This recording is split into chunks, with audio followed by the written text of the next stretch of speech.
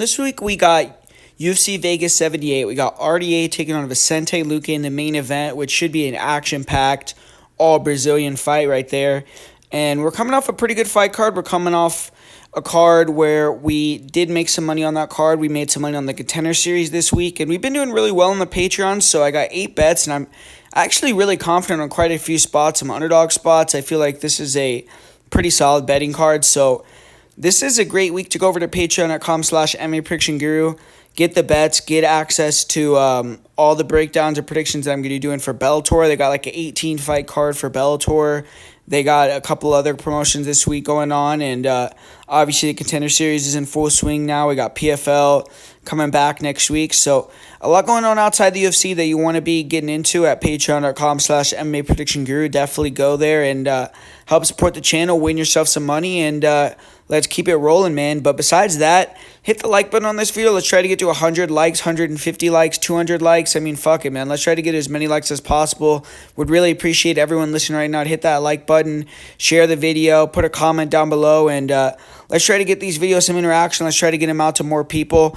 And yeah, man, with the first fight of the night here, we got Luana Santos. She's taking on Juliana Miller, and that's going to be a very interesting fight here. I mean, Juliana Miller, she needs to rebound. She had a horrible performance in March. She built a name for herself through winning the Ultimate Fighter, but as a big favorite against Veronica Macedo, she got dominated, and the fight was in Utah, so maybe the elevation played a factor, but it didn't seem like it was a cardio issue. It was more of a skill issue, and she needs to have a significantly better fight in the cage Saturday.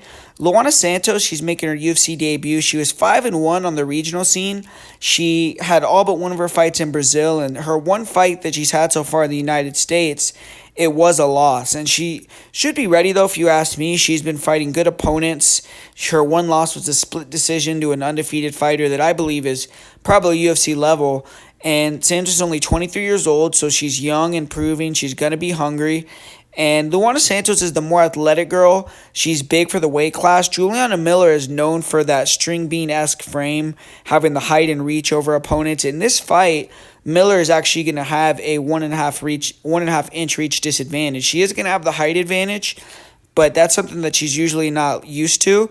And Luana Santos is going to have the better stand-up, I believe. She is a counterpuncher, and she is pretty basic, but she likes to cut the cage off, put the pressure on, look to land the counter check hook or the rear cross. She'll throw 1-2s and 3-2s. And she has power. She will sit down on some overhands. She knocked down her opponent in the first round of her last fight and then finished her off. And she has good hand speed. She's fairly accurate, but she can be low volume, and she also tends to slow down. Her last fight, Santos was throwing more kicks, which is something new from her, which was good to see, but she's usually fairly one-dimensional and usually works only the punches. Early on, Santos's footwork is really good, and she does a good job of staying sharp with her defense. She sees shots coming, she gets out of the way, she returns with her own offense, but as fights go on, you do see Santos become more stationary, hittable. She could start to get pressured and backed up, and she got tired in her fight with Jenna Bishop, and Bishop was able to outstrike her in the later rounds. Most fights, Santos has a lot of top control. She's grappling heavy, and in the fight with Bishop, she was fighting a girl that was a high-level judo black belt and a jiu-jitsu fighter, and I believe that Santos felt she had the advantage in the striking and decided to go that route. With Miller, it's going to be interesting if she has that same game plan, because Juliana Miller is obviously much more of a grappler than a striker. And I do think that Santos is going to have that big edge on the feet. It's just if she can maintain her gas tank to keep that edge for 3 rounds. And Luana Santos, her grappling is very good. She's a black belt in judo, strong in the clinch. She has good throws, good timing on doubles when fighters pressure her, good top control. And she can grind out opponents. She's aggressive. She has good ground and pound. She has 3 submission wins. Her one loss to Jenna Bishop, Bishop did get her back a couple times when she went for throws, and Santos was very composed in that position. She showed good ability to stay safe, but she did get backpacked for multiple minutes, and she can't afford to give her back to Juliana Miller, who I think is a more aggressive finisher in that position. And Juliana Miller, she's a tough, durable grappler. Miller has good size for the weight. She's willing to walk through punches to get the clinch, work the body locks, and when she can get on top, she's beastly. She has excellent top control. She's mean with her ground and pound. If fighters let Miller get in a dominant position, she's shown she can finish fights. And she's a momentum fighter. When things start going Miller's way, they tend to snowball for her opponents that she can really take over the fight. I personally don't really see Miller getting on top, though, through a takedown. I think if she ends up on top, it's going to be through either Santos making a mistake or Miller using her guard or something to sweep and get on top. And if Miller can get into a dominant position like the back mount or something like that, she will have a chance to finish. And we've seen that other girls have been able to control Santos in that position. But another thing about Miller that I'm a little worried about on the Santos side in terms of grappling is if Miller has too much faith in her guard, is Santos going to be able to get a lot of top control, slow the pace of the fight, and just hold Miller down? But cardio for Miller is one of her big advantages in this fight. As far as striking goes, Miller's tough, but kind of amateur level striking. She's tall and lengthy, so she can land some jabs, some straight punches, some kicks, but she doesn't really set her strikes up, and really wild striking. Her defense is very bad, and she kind of just uses that Homer Simpson style to try to eat opponents' shots, get them tired, and then take over. So as far as I see the fight going skill-wise, athleticism-wise, I think Santos has an edge. The fight is just going to come down to if Santos is in shape, she can avoid letting Miller get an opportunistic finish. I think Santos does have a chance at a first-round knockout, but Miller's shown to be extremely durable, and she can't get her out of there in the first round. It could get interesting, but I'm still going to pick her to win via decision. So I'm going to go with Miller. I'm going to go with the newcomer. There is some variables in the fight, with this being her second fight in the United States. She hasn't gotten a win in this country yet, and her first UFC fight. But I'm going to give her the benefit of the doubt and say she goes out there, performs well, and gets the decision victory. And up next here, we got a short notice fight between Blackshear and Jose Johnson. And this is a good one. It's a good matchup. Jose Johnson obviously has that very, very long frame for the weight, tall, long, and lanky, and he likes to come forward like a juggernaut, try to cut the cage off, get on the inside, and he has big power, nasty elbows, good knees, and some highlight reel knockouts with one shot. So the guy basically tries to cut the cage off, get you in close corners, and then basically uses power and kind of his size to end up either finishing you or kind of bullying you, pushing you back the whole fight. And then the issue with Jose Johnson's style is that he just has bad wrestling. His takedown defense is not good. What he does have is he's hard to hold down. He makes you work to hold him down. You'll get back up to his feet. And he also has great cardio, so he can get taken down 10 times in a fight and continue to stand back up. We've seen him hit some submissions over some good wrestlers like Mo Miller and things like that. I don't necessarily think he has the most dangerous guard, but he has shown that he can submit tired fighters with his guard as well. But he's also had fights where if fighters can move laterally, not kind of allow him to back them up and get him in that phone booth type of fight where Johnson likes to use those Muay Thai skills, he could struggle a little bit. I mean, if you can move around him, dance around him, use your lateral footwork, dart in, dart out with combinations and takedowns, you can kind of get ahead on him. And that's Blackshear's game. I mean, the guy is very fast. He moves laterally, side to side really well, darts in with 1-2s with good combinations. He has solid wrestling, great top control. And his striking has really improved recently. Like, he's gotten a lot better with pull countering, controlling distance, using his speed. And in the past, I feel as if he wasn't necessarily as comfortable striking as he is now. So that's definitely something that you have to put on the Blackshear side, that he is improving and getting better. And the wrestling, you should have a gigantic advantage. So in my opinion, the fight's going to come down to if he's in shape to wrestle for 3 rounds, because Johnson is going to make him work for it. I think Johnson's someone that's always in shape, and Blackshear does have a chance to maybe submit him, but he's not like a great submission artist, so I do think it's probably going to go the distance. And I am going to side with Blackshear just because I think he has the style to beat Johnson fairly easily and kind of dominate. It's just Johnson is a weird fighter to fight. You don't usually see someone with this type of frame and the weight. He's dangerous where he could finish you at any moment. And he also is going to have the gas tank. So Blackshear has to be able to wrestle heavy for a long period of time. So it's just going to be kind of an IQ fight for Blackshear and a cardio fight for him. And if he could perform well, I think he could dominate skills-wise. So I am going to pick Blackshear, and I'm going to pick him to win via decision. And up next here, we got another women's fight between Montserrat Ruiz and Jacqueline Amorim. And it's been 2 years since the last time we saw Conejo Ruiz in the octagon.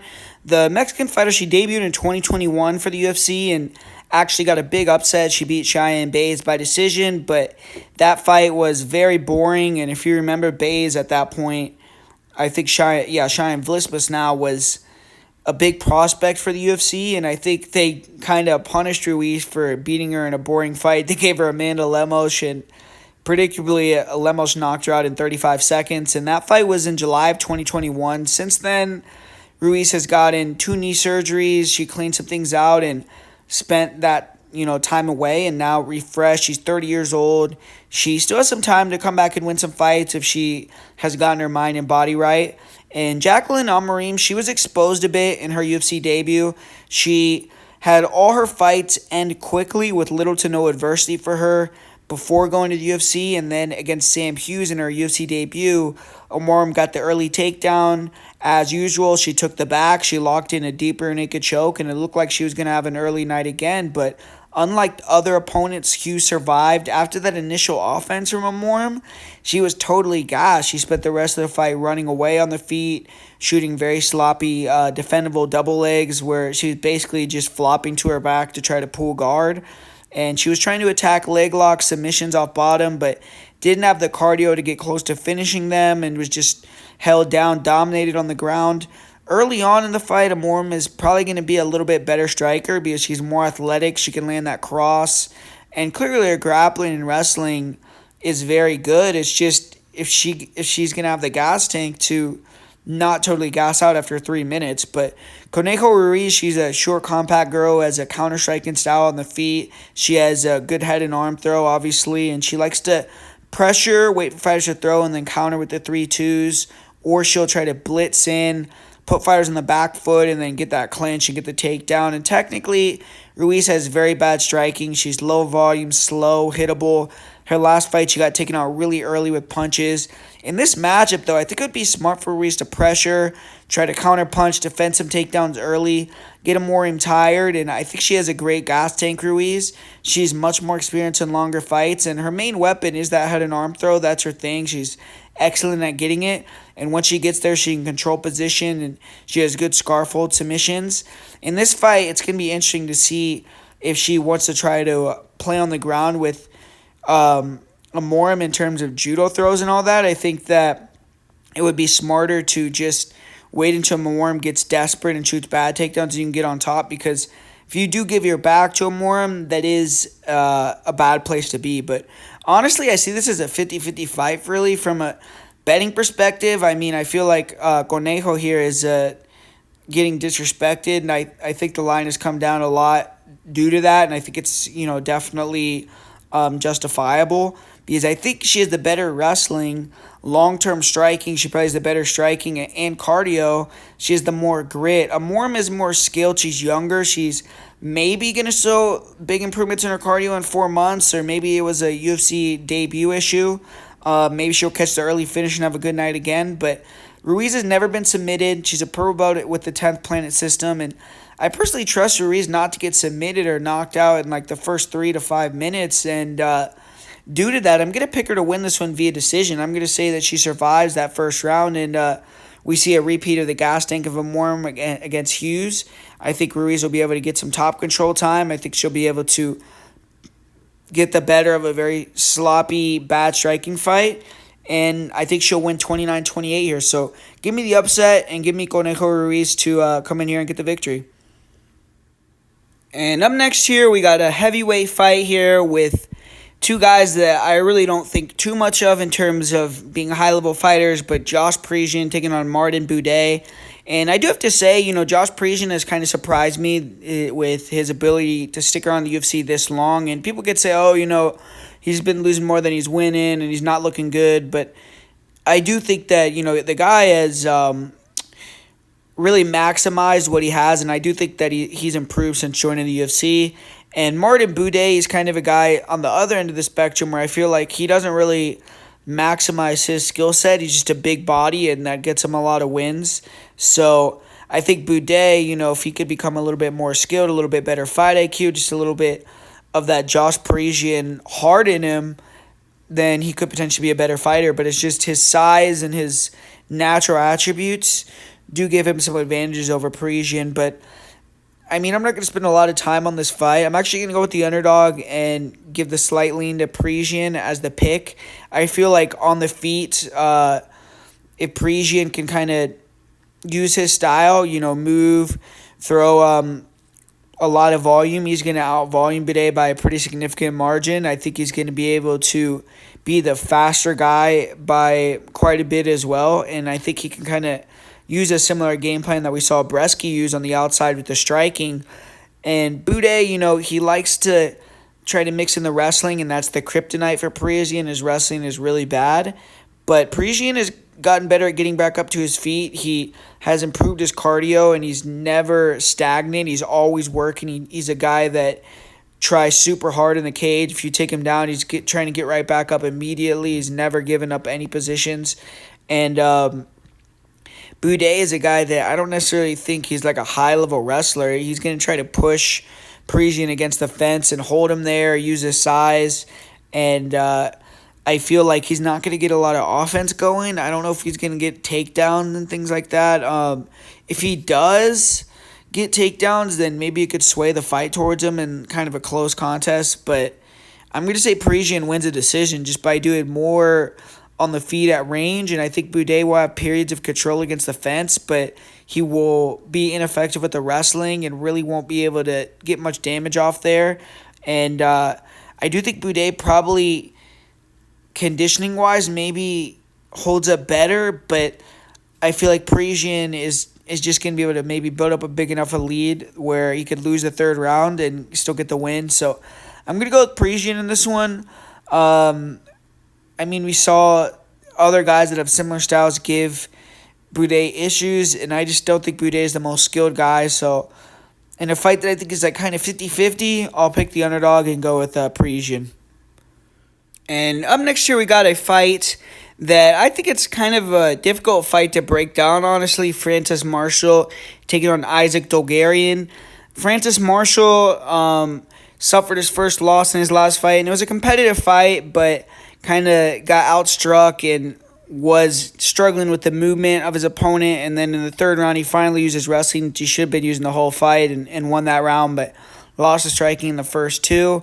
And he's had 2 fights in the UFC. He got the knockout over Marcelo Rojo, and then he got the loss in his last fight. And he did win on the Contender Series as well. Whereas Isaac Dulgarian, this guy is kind of like an unknown commodity. He's had quite a few fights, but every single one of his fights have ended in the first round, amateur and pro. And he's just ran through guys. He's taken them down, took in their back, and submitted or finished over every single one of them super quickly. So we haven't seen him face any adversity. We haven't really seen him stand up. We haven't seen him take a punch. We haven't seen him on his back. We haven't seen anything, really from Dulgarian besides just him using his wrestling to dominate these guys that aren't on his level and take them out really quick. Marshall, has at least shown that he has good cardio. He can go 15 minutes. His striking is at least okay. But why I'm struggling with the prediction on the fight is I feel like Dulgarian looks special in a way. Like, the guy looks extremely athletic. It looks like his striking is probably going to be good, even though I've never seen him strike. It's like his movement, his footwork is on point, and probably will be at least a competent enough striker, I believe. And his wrestling and grappling looks, OP. It looks really, really good, high level. It's just, are the fighters he's fighting making him look like that, or is that really who he is? And then Francis Marshall, I'm not that impressed with the guy. He has power in his hands, but kind of a boxy stance where he's standing square. I feel like he gives up the takedowns. I feel like Dulgarian is going to be able to take him down early. And it's just like, do you think that Dulgarian is a fraud? I don't really know. I mean, he's training at elevation. That's another thing that kind of checks a box for me in terms of maybe his cardio is going to be better than people anticipate. And Marshall, he's kind of like an average fighter to me.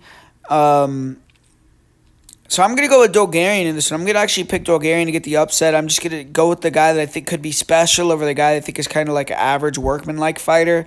It could end up looking like a bad pick if Dulgarian's like low-key a fraud, but we're still going to have to figure that out and see what happens. So I'm going to go with Dulgarian. And this fight, I mean, kind of a throwaway fight for me on the card in terms of like a bet or even a prediction here. It's hard for me to give a real solid prediction. So I'm going to go with Dulgarian, but it's kind of a wait-and-see type of fight here. This matchup kind of makes me laugh, this fight. It's just so like, what the fuck? Like, so Terrance McKinney is coming back.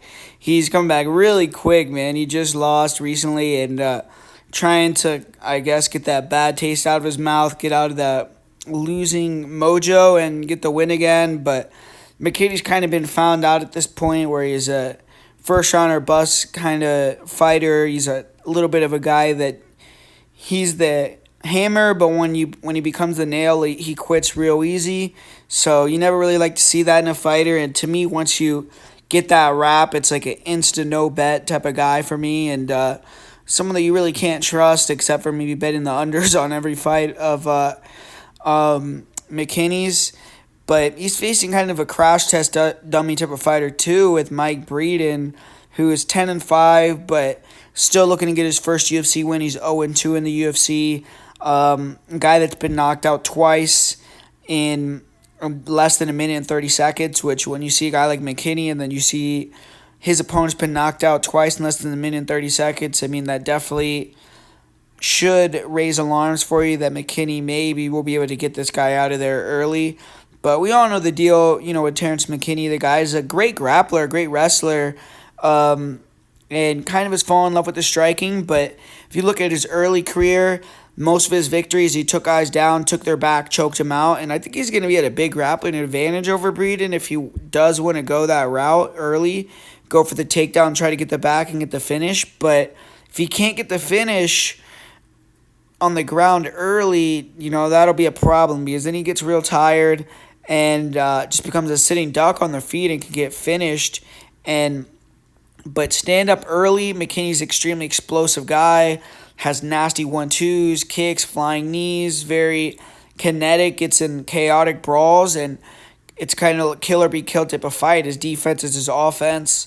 But that style is probably going to be effective against Mike Breeden, who's kind of a come-forward guy who likes to take shots early, wears opponents down with the pressure, and then kind of work his boxing on the inside, work his leg kicks, and his takedown defense is pretty good. And when he could get in like a phone booth type of fight, I do think he's going to have the advantage over McKinney. I do think that he has a significant cardio edge, and he's the tougher guy. If he could survive the initial onslaught and he's not put out, he's still going to be there, and McKinney's probably going to be the one that fades and then quits. So that's why I think that it makes Breeden a live underdog. But in terms of a pick for me, I am going to go with McKinney in this one.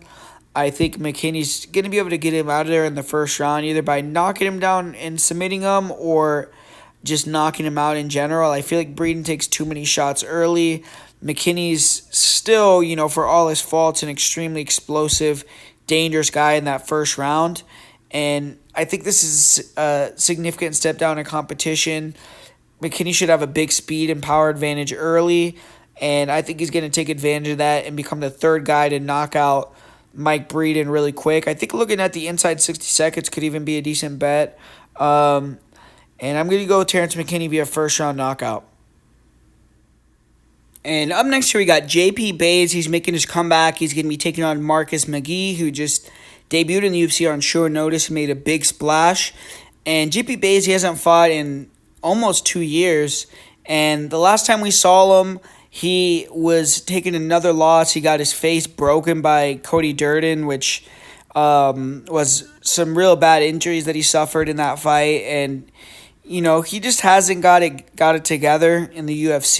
He's just had constant issues with, in terms of being able to get the job done. Like, I feel like he's looked better outside the UFC. He's had better performances, and he hasn't been able to bring his full abilities to the octagon yet. And Marcus McGhee had no issues performing on under the lights in his UFC debut, winning there against Journey Newsom. He had a very, very short notice for the fight and ended up dominating. Newsom got the finish on the ground, which was pretty surprising, and looked good out there. So McGhee kind of showed that he could be a player at 135, maybe right outside the rankings, and he's going to always be a very, very entertaining guy. But UFC's testing him here because they're giving him a grappler. They're giving him an opponent that is an aggressive first-round submission artist. That Marcus McGhee, that's kind of been his issue throughout his career, is his wrestling, his defensive grappling, and his submission defense. So JP Buys has a winnable matchup, and Marcus McGhee definitely has a winnable matchup. And when you look at how these guys match up, I mean, Buys, I do think that he's better at 135 than 125. At 125, it just seemed like he couldn't take the punishment and just didn't look quite as sharp anymore. It seemed like the weight cut was really getting to him. And when you look at his 35 fight against Montel Jackson, he did get really close on a rear naked choke. He got close on a guillotine in the first round, and then after that, he kind of just got beat up. But he did, almost get the finish over a high-level guy. And if he can get those same positions against Marcus McGhee, we could see JP Buys going home with his hand raised for the first time in the UFC. But the issue is the striking for JP is he has okay striking offensively, but he struggles against guys that throw straight punches. He doesn't have good head movement, very hittable. He slows down pretty significantly, and Marcus McGhee is big for the weight class. He is a big 135er. JP had a lot of fights at 125, and I think he's going to be undersized in this fight, even though I think 135 is the better weight class for him. Trying to take down, and if he can't submit or get McGhee out of there early, I think it's going to be a long night. I think he will start to get tired. And stand-up-wise, McGhee is very good with his combinations. He rips the body, comes up to the head, very fluid. He has nice kicks. I think it should be a lot more boxing-oriented in this one. Try to attack the body early and then open up the head and get him out of there later in the first or in the second round. And I do feel like this is going to be a finish either way. I think JP has a chance to get that first-round submission.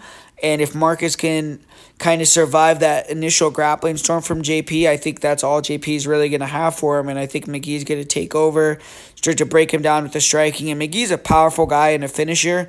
So I think once he starts to get ahead and you see Buys get tired, you'll see McGhee start to dominate the fight. We saw Montel Jackson kind of allow JP to get dropped and recover. And Marcus McGhee isn't going to do that. He's going to hunt the finish.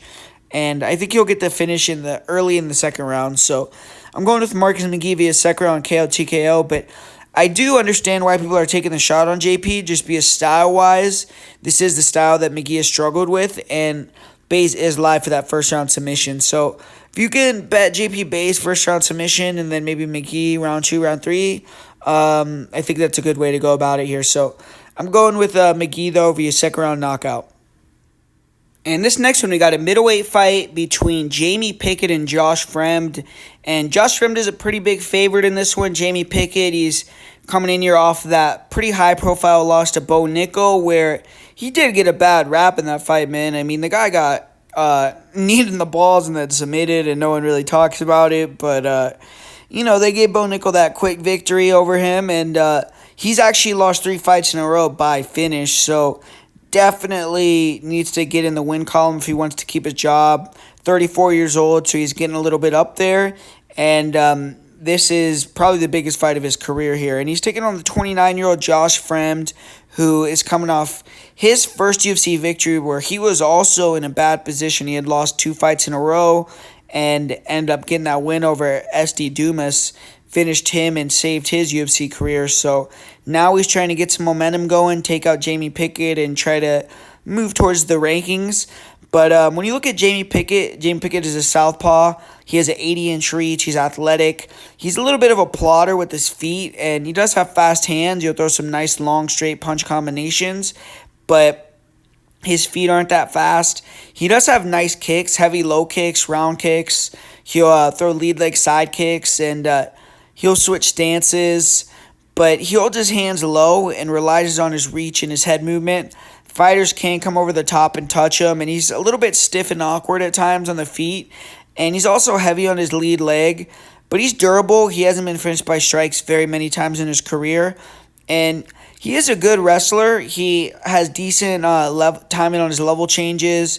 He can hold guys against the fence, and when he gets on top, he has a lot of ground and pound finishes. He isn't a submission guy, but his takedown defense is okay. I would say it's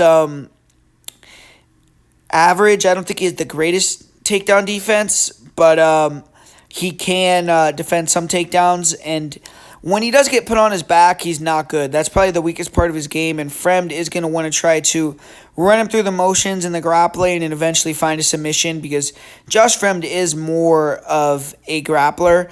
And when you look at Josh Fremd's style, he's very tall for the division as well, but he kind of has short arms. He's 6'4", but he only has a 75.5-inch reach, so he's going to be at a pretty significant reach disadvantage. But he has a good jab. He'll double, triple up on it. He will try to use the jab to move into range for the crosses or the overhands. Stays active with rear kicks. He has nice knees up the middle. And he has power. If he lands clean, he can hurt you. I would say he has the more power out of the two guys. His defensive space at range is not really that great. I think he is a little bit hittable at range, and he was knocked out against Gregory Rodriguez. He was rocked in other fights. So I would say that durability-wise, probably Pickett has the more durability. But striking probably is going to lean, in my opinion, towards Fremd, just off sheer aggression, speed with the feet, and due to his ability to mix it up and wrestle, I think he'll have Pickett kind of guessing a little bit. And he has good timing on his body locks, Fremd. He has decent takedowns against the cage, good scrambling ability, and he has good ability to wrestle hard for 15 minutes. I mean, we saw that against Fluffy Hernandez. That pace was extremely high, and Fremd fared well. He trains at elevation, so that's good for him. And he did get submitted by Tresean Gore with the guillotine, but he was dominating that fight before that. And I feel like Fremd is the better all-around fighter everywhere. I see Pickett's only way to victory is if Fremd just has a real bad performance or he can get an opportunistic finish. But I just feel like Fremd is the superior fighter. I think he's better everywhere, and I think he's going to get the win. And I'll say he gets it done via decision. Pickett is a very tough guy. He's hard to get out of there. And I'll say that Fremd gets it done via decision. I know that Pickett's been getting finished in his recent fights, but I'll say Fremd, he doesn't really, I don't think he's going to submit him, and so I think he'll be able to use his grappling dominantly, but he won't get the finish. So going with Josh Fremd here to get the win. And this next fight's a battle of two strikers, both trying to get back on the right track. Both these guys have taken some time off. AJ Dobson took about 10 months off. It's been a little bit over a year off for Tafon and Nchukwi, and they're coming back reinvigorated, hopefully, and one of them is going to be able to get the win and move forward in their career. I think the other will probably get cut. When you look at Tafon and Nchukwi, he definitely has had the worst losses. I mean, Dobson has had 2 close decision losses, whereas Tafon has got knocked out back-to-back times. So you definitely have to question the chin of Nchukwi, especially with him getting knocked out in the first round in his last fight. But he's been fighting pretty high-level competition, and now he's making the drop down to 185, where maybe he'll be able to take the power better against these 185ers, but he's fighting one of the heavier hitters at 185 in AJ Dobson. And Dobson, so far in his career, he really hasn't beaten anybody good. I mean, you look at his record, and all of his wins are against kind of suspect competition, but he did show that he can compete against guys like Armen Petrosyan and Jacob Malkoun, who are both pretty high level. So even though he didn't get the win in those, he didn't look like he didn't belong. So, But when I look how these guys match up, Nchukwi's a pressure fighter.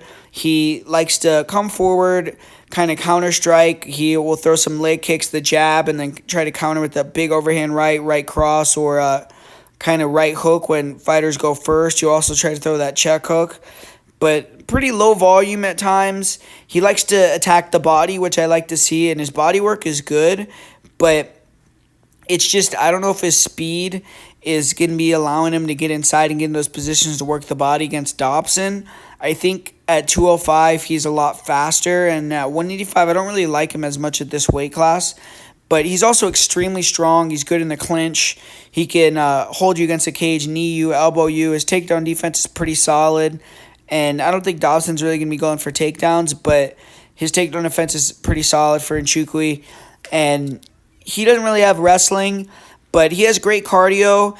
Basically, he stays very solid defensively. He stays with the basics, tries to chip away at you, wear you down, and then take you out with big shots late or decision you. And he does have some decent pop in his punches and power. But AJ Dobson, he's a little bit more low volume, I would say. Both these guys are low volume, but Dobson, in his fights, he hasn't thrown any punches, and that's been his issue, man. I mean, the guy looks very skilled and talented. It's just you got to let the hands go. You got to let the shots go and be more high volume in your fights. But Dobson, he has very fast 1-2s, very sharp, decent kicking game as well. But really the main weapons that he goes for are the jab and the straight right hand. And he has brutal power. When he lands clean, he can knock you out viciously.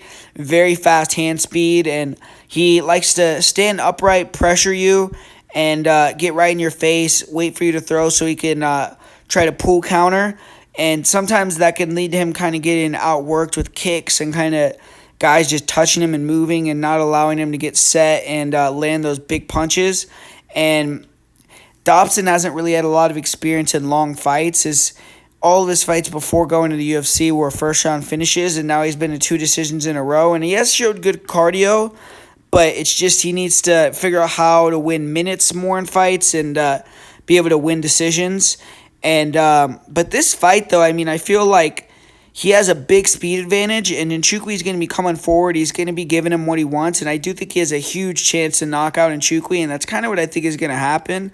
I feel like Nchukwi is kind of damaged goods at this point. I can't trust him, and he could kind of maybe use his basic pressure striking style to decision Dobson, but I feel like Dobson's going to catch him at some point along the way and put his lights out. I don't like Nchukwi at 185.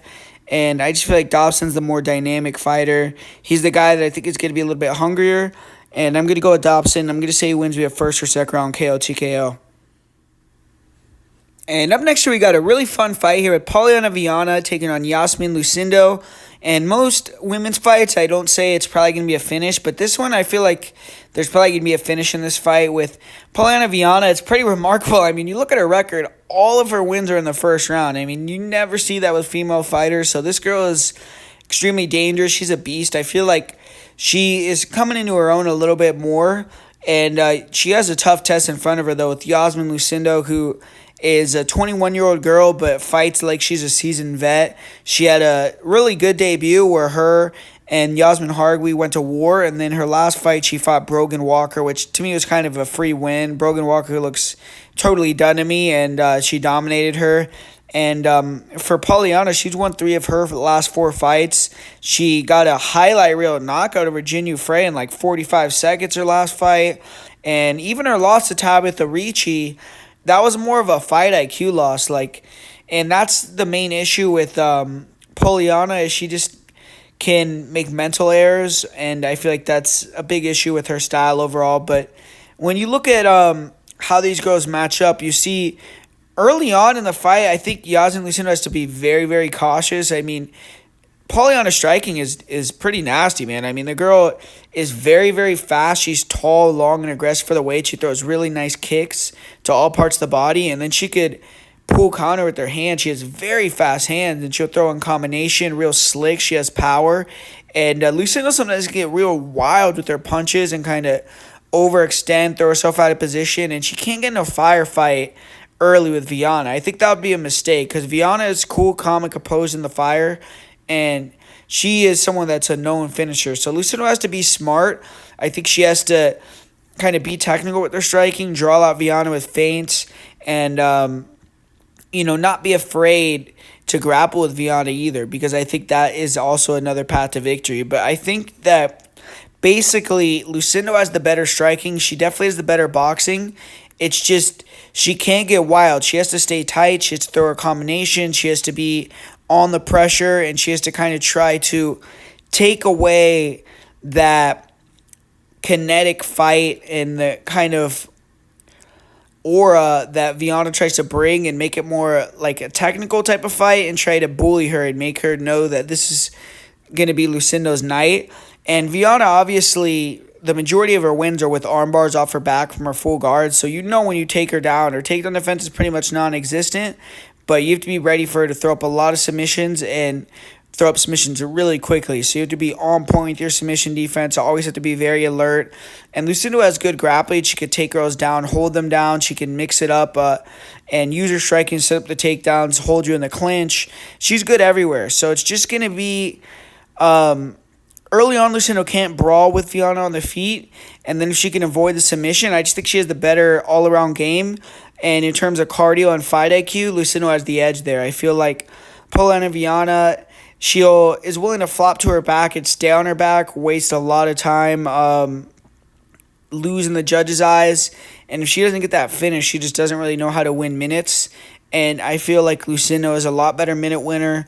She's the better fighter overall. She's just maybe not quite as dynamic and dangerous, but she's still dynamic and dangerous in her own right. Both these girls are kind of two of the better finishers in the weight to me. And I feel like Lucindo, she hasn't gotten a finish in the UFC yet, but I think she's going to be able to wear on Viana and maybe TKO her. So I'm going to go with Lucindo via second or third round finish, and I think she's going to kind of move towards the top 15 after this victory. And personally, this fight, I'm not going to spend a lot of time on it. Khalil Rountree is a guy that, I'm not a big fan of just because he's burned me on a few bets, and I just can't trust him anymore. But recently, I can't deny he's been looking really good. And Chris Daukaus, this is going to be his first fight at 205, and I just don't like him at 205, man. I feel like what his advantage was at heavyweight was his hand speed and his boxing. And at 205, he doesn't have that. It's not like he's going to come in here and start to impose his size and use wrestling. And he is a black belt, but he just doesn't have an ability to bring fights to the ground to me. And now he's giving away his speed advantage over most guys at 205. I mean, unless he has big-time power at this weight, or his volume and gas tank just totally change and he's way better and he's throwing more combos and things like that, I just don't think it's going to be a fruitful endeavor for him to drop the weight. Khalil Rountree is a beast. I mean, the guy's extremely explosive. He's southpaw. He's someone that likes to use that kind of crouch stance and then wait for you to come in, and then he counters with a big left hook, big straight right hand, or straight left hand, big right hook, and then he'll also throw the kicks on the outside, the leg kicks, the body kicks, beat you up from there. The issue with Khalil is if you don't, make it a fight and throw at him, he could be extremely low volume, just stare at you. And if you have the ability to touch him from the outside with kicks, with jabs, with kind of like touch point fighting style like we saw Prochnio do, you can get ahead on him just by touching and moving. Or, Khalil's always had issues with wrestlers, but Chris Daukaus isn't a guy that likes to stick and move and play that outside game. He doesn't have the wrestling, and I just feel like he's not going to be able to get inside and utilize his boxing against such an explosive guy. I feel like Khalil's just going to catch him at some point. We've seen Daukaus' chin fail him multiple times now, and that has been against bigger guys, but I think Khalil hits probably just as hard as some of the guys that have knocked out Daukaus before, or just a little bit less, but he's still a very heavy hitter, and I think he's going to get him out of there. I'll say he gets him out of there in the first or second round, so give me Khalil Rountree via knockout, but just Khalil's burned me so much in the past, it's hard for me to trust him nowadays, but maybe he has turned a corner, and I do think that this is a good stylistic matchup for him. In this next fight, man, I'm really looking forward to this fight, and I have a pretty strong opinion on it with the co-main event with Swanson against Hakeem Dawodu.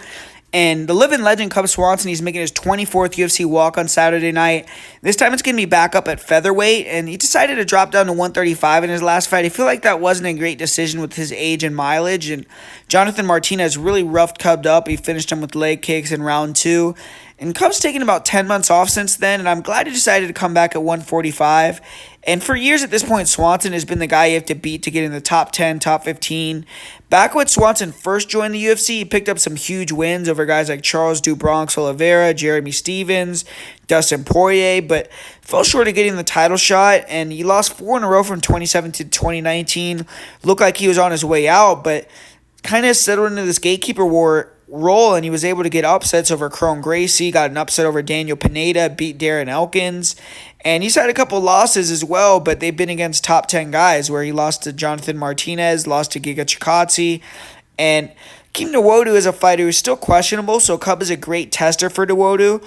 If Swanson can get the win over Dawodu, it may signify Dawodu will never be ranked again, and if he can run through and beat Swanson, Dawodu, on the other hand, maybe it's time to jump him back into a top 15 matchup right away. But the last time we saw Dawodu was almost a year ago at this point. He lost to Juliana Rosa in a terrible performance. He missed weight.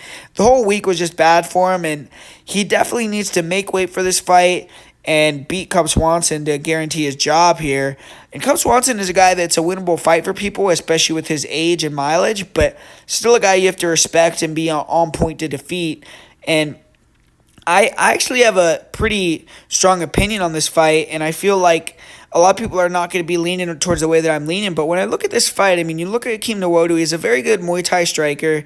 The guy has a great jab, very heavy leg kicks, and he does a good job of using the jab or using the straight right hand to set up his kicks. He always usually puts some punches in front of his kicks, and he's very active with the leg kicks, which is something that you want to see, especially against a guy like Swanson, who doesn't check kicks the best and has had a lot of damage to his legs.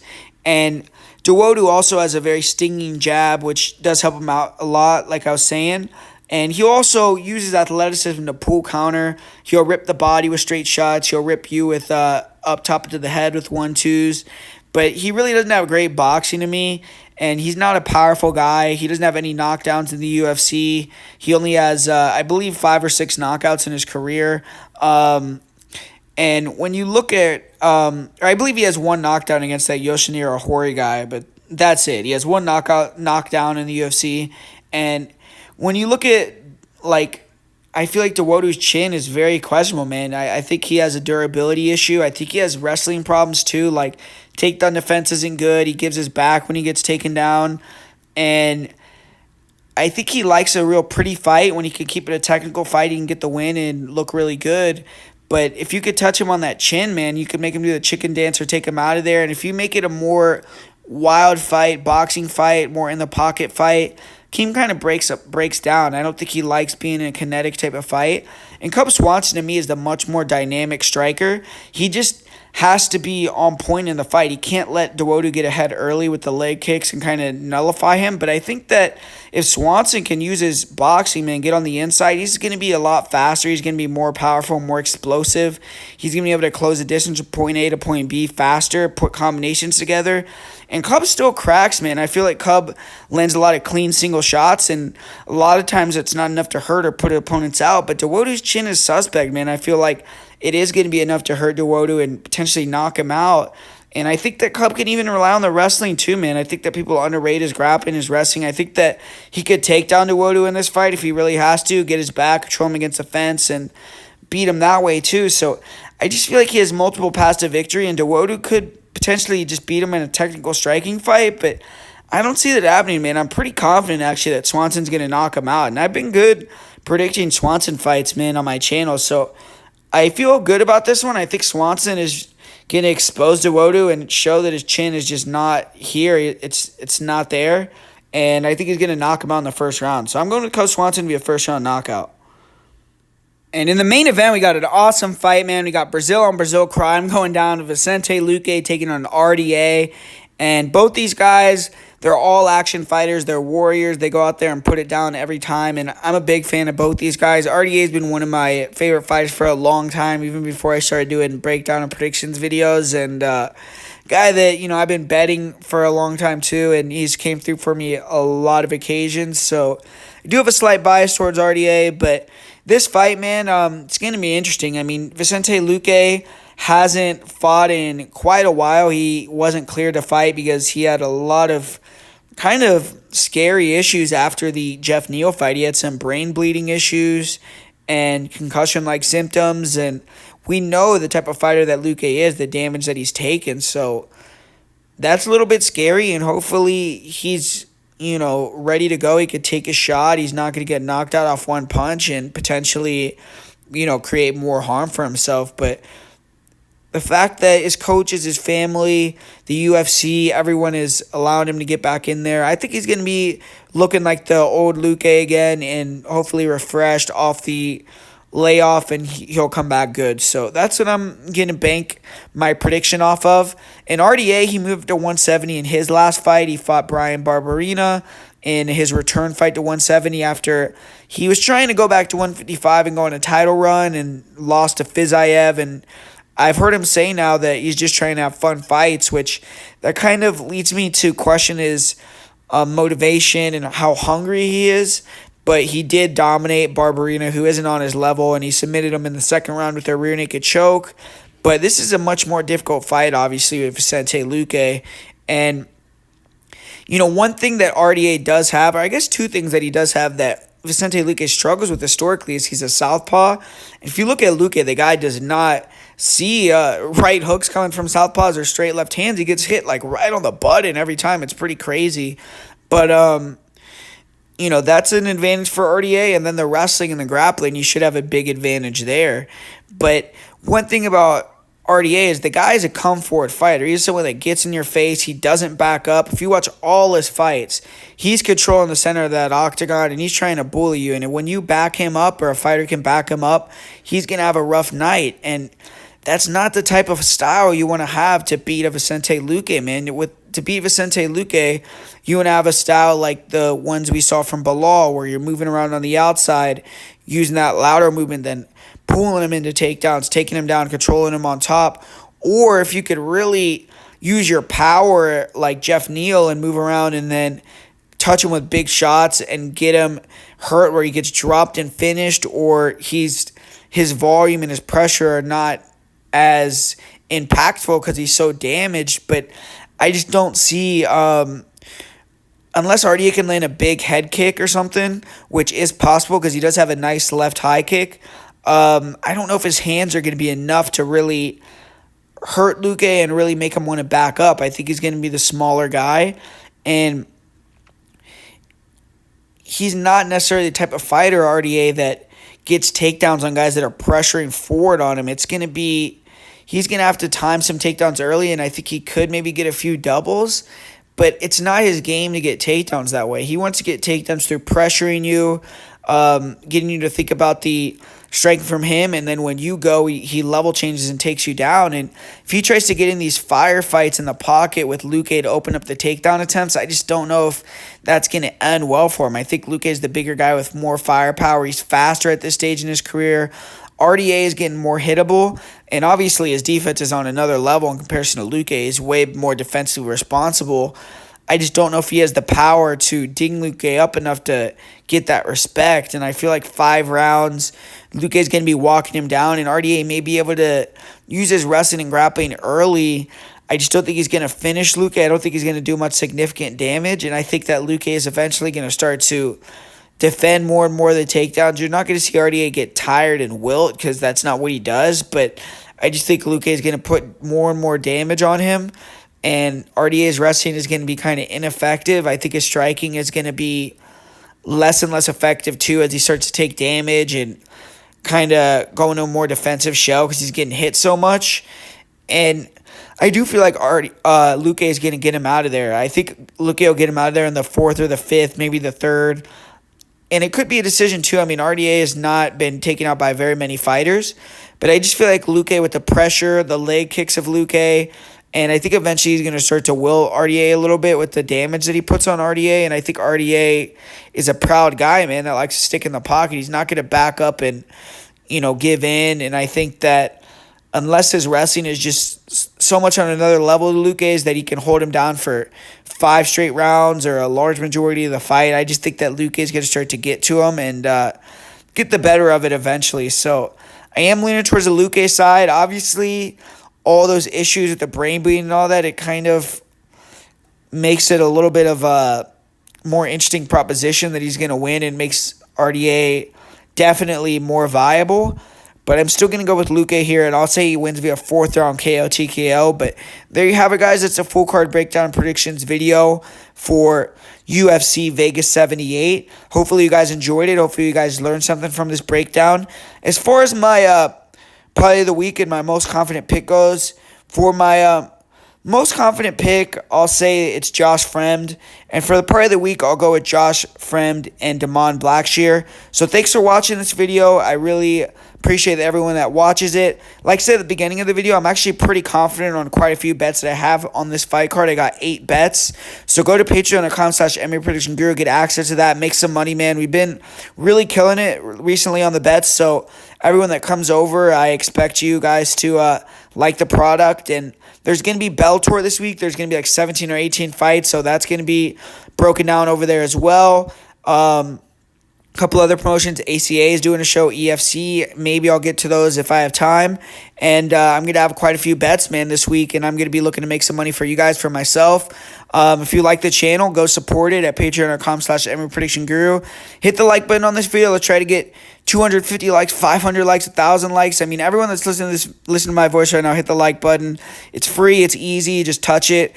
And put a comment down below. Let's try to get some more comments, more interaction. I would really appreciate it. Share the video. And let's try to get the most views possible for this video, because I feel like I'm giving you guys good information. I'm one of the best handicappers on Bet MMA tips. I feel like I'm one of the best predictors and people giving betting advice on YouTube. And I feel like more people need to see it and more people need access to these sort of videos rather than some other videos that aren't giving as good of advice. So, yeah, man, share this video out. Comment down below. Like it. Let's try to blow it up. And really appreciate everyone listening, and I'll talk to you guys later.